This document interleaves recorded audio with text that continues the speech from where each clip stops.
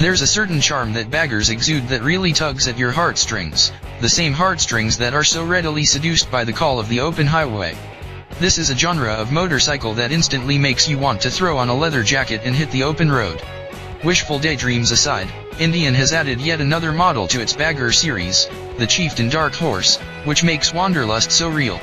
Having ridden the other Indians before, we can safely say the experience is a rather meditative one, and we expect this one to be no different.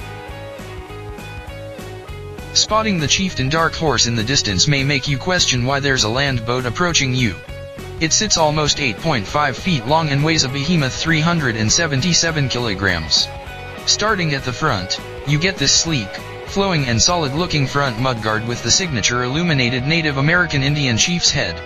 Atop the front wheel sits a positively bulbous fairing that ensures your upper body is completely free of any stray wind blast. To ensure even further wind protection, there is a height-adjustable, electronically controlled windscreen. The simple, elegant tank gets a central strip that has a large start-stop power button. It gets a supremely comfortable single seat, with the backrest and pillion seat available as add-ons. The solid rear fender is exquisitely chiseled. It flows towards the floor, into a swooping tip that gives the whole motorcycle a sort of regality. The seating geometry is authoritative and relaxed at the same time. You have what appears to be a dashboard in front of you. Although this Chieftain Dark Horse version misses out on the 7.0-inch TFT screen found on the 2017 Chieftain and Roadmaster, you get a fair amount of goodies to keep you well engaged, such as the two 100W fairing speakers and a Bluetooth and smartphone-compatible music system that also picks up FM/AM radio stations. You also get cruise control for those endless highway runs. The 1,811 cubic centimeters air-cooled Thunderstroke 111 V-twin motor is an absolute gem. Even though this isn't a new engine by any means, it simply steals the show with its refinement.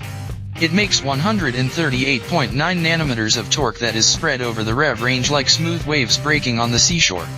It's nearly vibration-free and there's ample thrust available in each gear.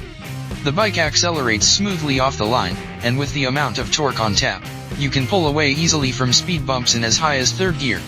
The engine is relaxed, and ambles about effortlessly with a lovely, muffled rumble from its twin exhausts. As I mentioned earlier, riding the Chieftain Dark Horse is simply a meditative experience.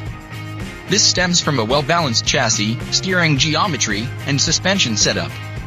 Speaking of steering geometry, the Chieftain Dark Horse, just like the Roadmaster, has its forks raked in further to 25 degrees to allow the front end to feel nimble even when it has all the weight of that massive front fairing over it.